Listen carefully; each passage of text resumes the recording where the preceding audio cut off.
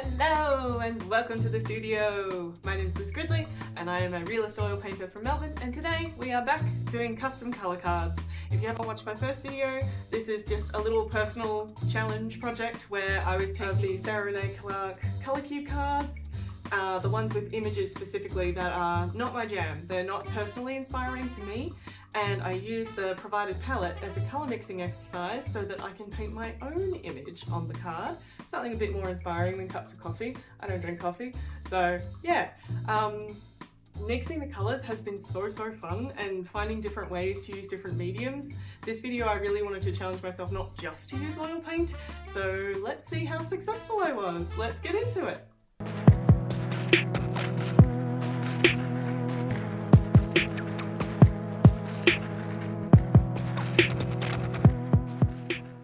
So first step, we've got our first little card for today, and it's a very bright mix.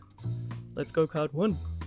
Trying to mix this palette, I really don't naturally go for the very yellow greens. I go for the blue greens, which anyone who knows me, that's my jam. So I decided to pick this duck image from the Met, and I thought it was going to be nice and bold and I could sort of use the form of the duck to cover the flower.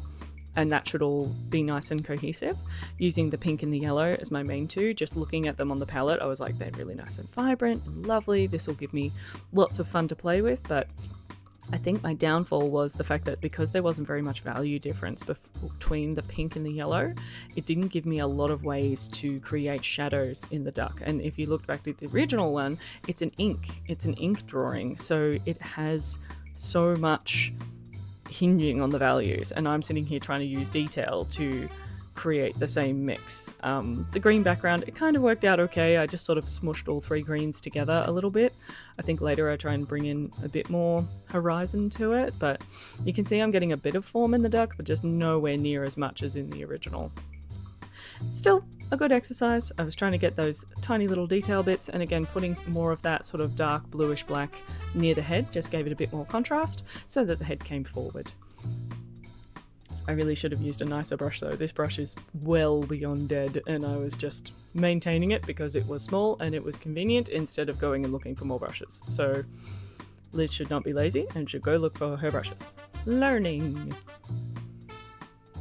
And yes, this time I actually used proper washi tape, which is lovely. I just didn't peel it off properly the first time. I also, in this one, similar to the last video, put the colours on last, but I think after this, putting the colours on first is a bit easier in a lot of cases, so that way if I really want to remix a colour, I can. So I'm going to give myself the grace of I can decide in the day whether I want to put the colours on the palette to see how I go. First or last. Did okay except for that dark green. Card 2! Alright, for this one we went on a little excursion.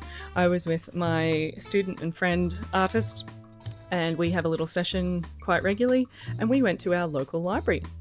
Here at the local library I found this amazing book on flora, which had these beautiful illustrations of tulips.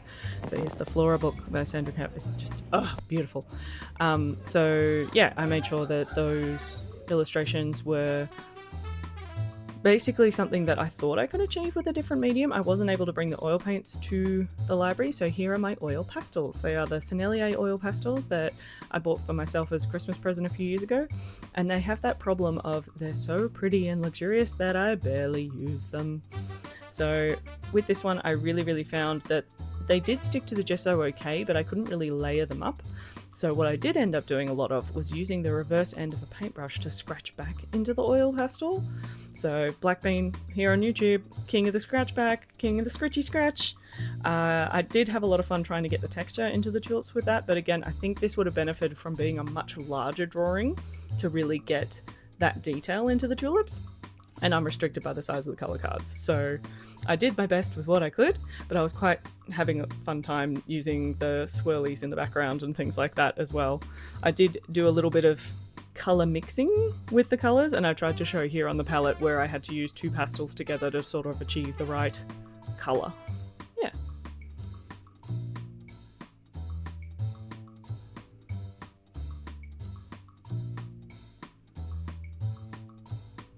Scratchy scratch.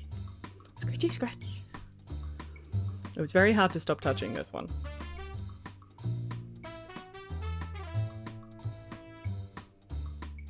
The soft end of the paintbrush as well was really good at sort of smushing the pastel into itself, so that just allowed me to create a different texture, a much softer texture. There we go. Card 3! We're blasting through.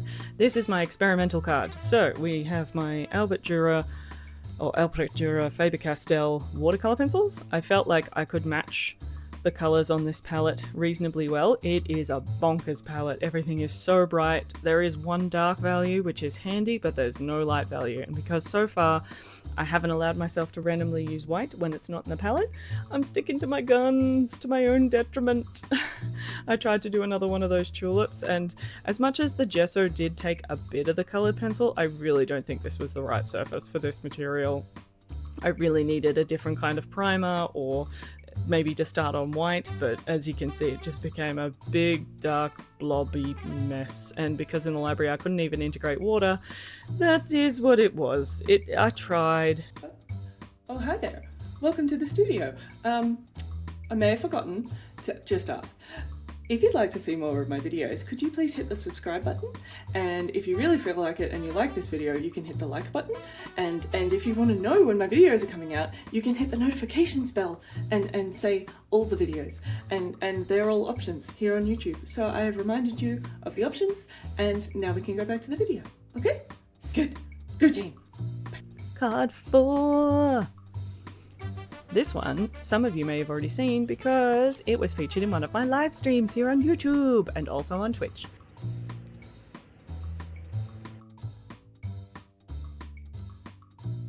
As you can see, I let the audience pick out my card. This one was one with a whole bunch of succulents on it. It's not offensive as a design, it's totally fine. It's just, again, kind of but I was intrigued by this greens. So this long streak of weird yucky green on my palette, I don't end up using it all, but developing that sort of plummy purple and the unbleached titanium color in the middle, having those big gaps between dark and light values is super, super helpful in this palette. And I really, really enjoyed sort of talking out my mixing process, as much as I left all my normal oil paints that I use in my other studio. This one I'm doing in my home studio. And because of that, I have to use a whole lot of pigments that I don't normally use, like alizarin crimson, which I don't like using because it has fading potential. And here, I didn't have my normal yellows and things like that. I think I ended up using a Naples Yellow Deep, and then I had to just calm it down. But, oh, that mix on that buff color, I'm so happy with that. And the mix on this green as well, I'm just like, you can barely tell that I've painted the palette because it's so right. Yay.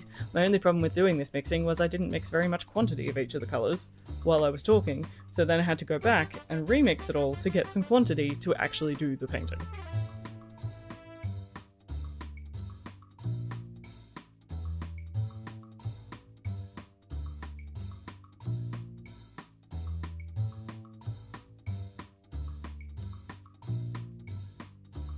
For this one, we are going after Madame Grande, which is a stunning, stunning painting, as you can see. And that ribbon in the hair, I was just vibing to do that one. The really dark background, I thought, let's go straight in with that plummy color rather than the black, just to give it a bit more color contrast.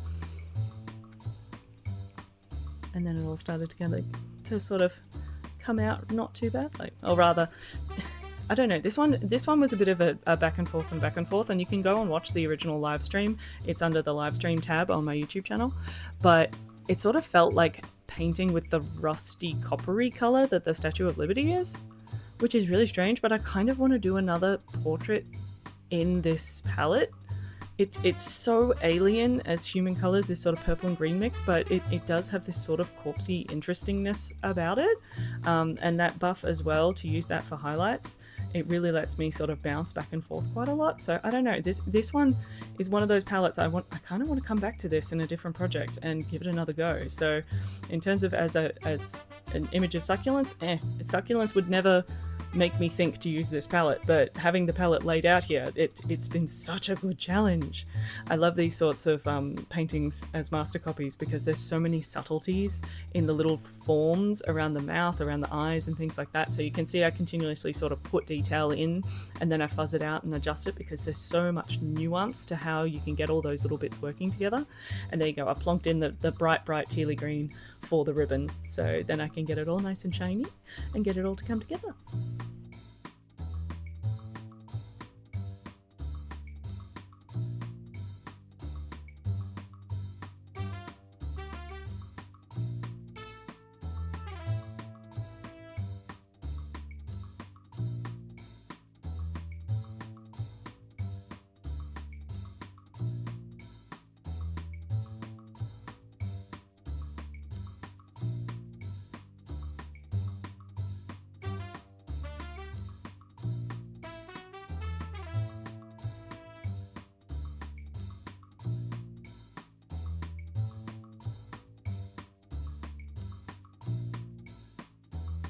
And there she is.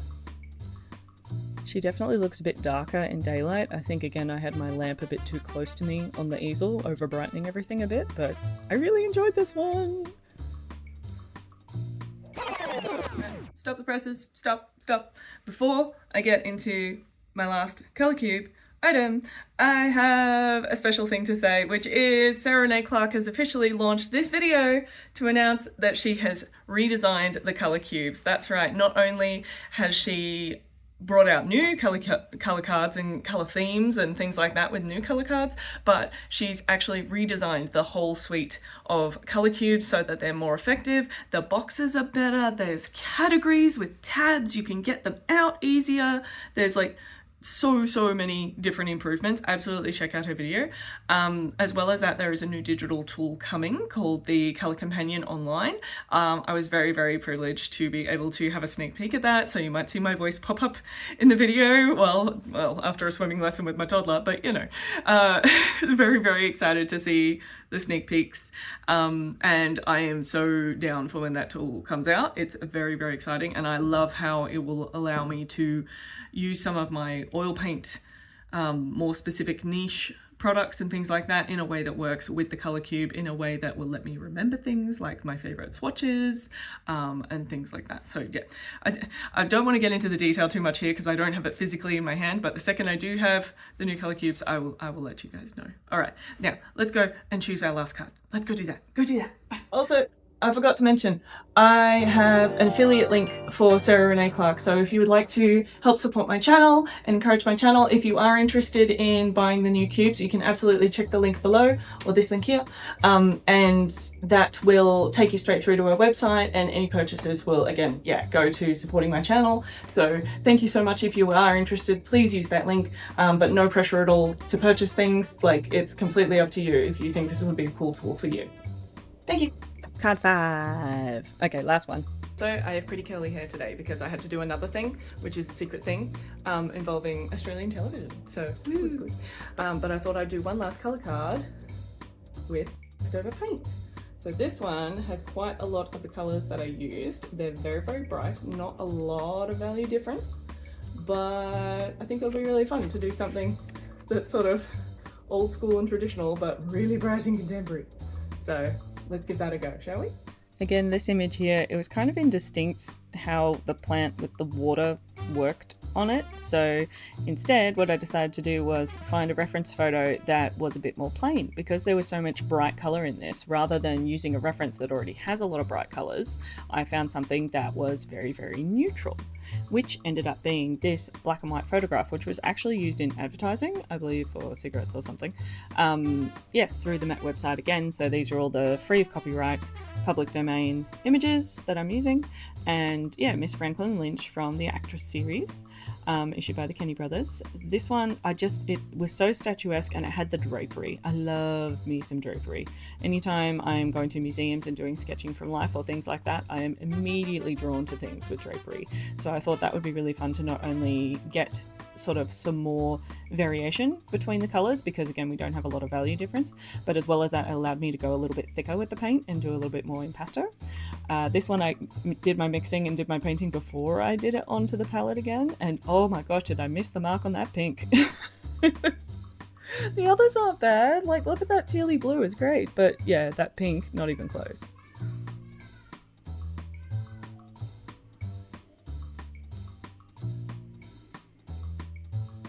I tried.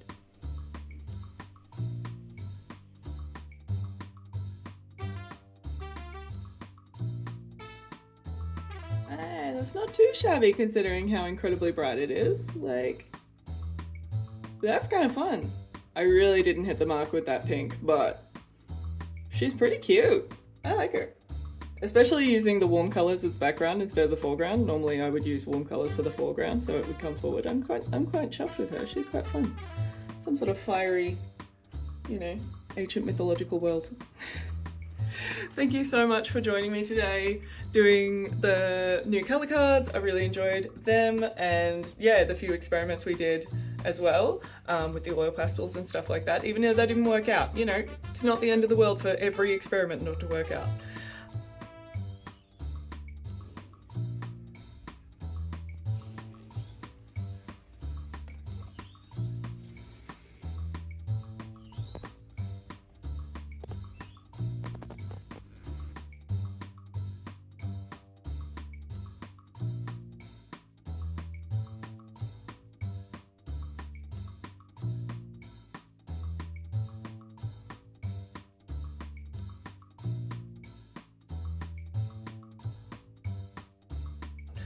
I am super chuffed that you've joined me today to have a look at all these new ones. I would absolutely love to hear in the comments about whether you've tried to colour some of your own custom colour cube cards, or whether you're excited for the new products, and yeah, what you think. Volume 3 and 4 have got me good. They look so pretty, and yeah, the new category is absolutely more up my alley, so very excited to get my hands on it, and next time I do, you will see me here having a little review and things like that. So thanks again for joining me, and don't forget to wash your brushes.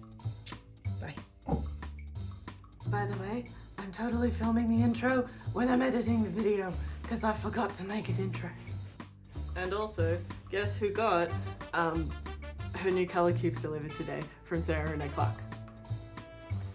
But I had to post this video first, so here's this video, and soon I will tell you about my experience with the colour cubes. But if you've got any questions, fire them away below, because you know I like to talk, and bye.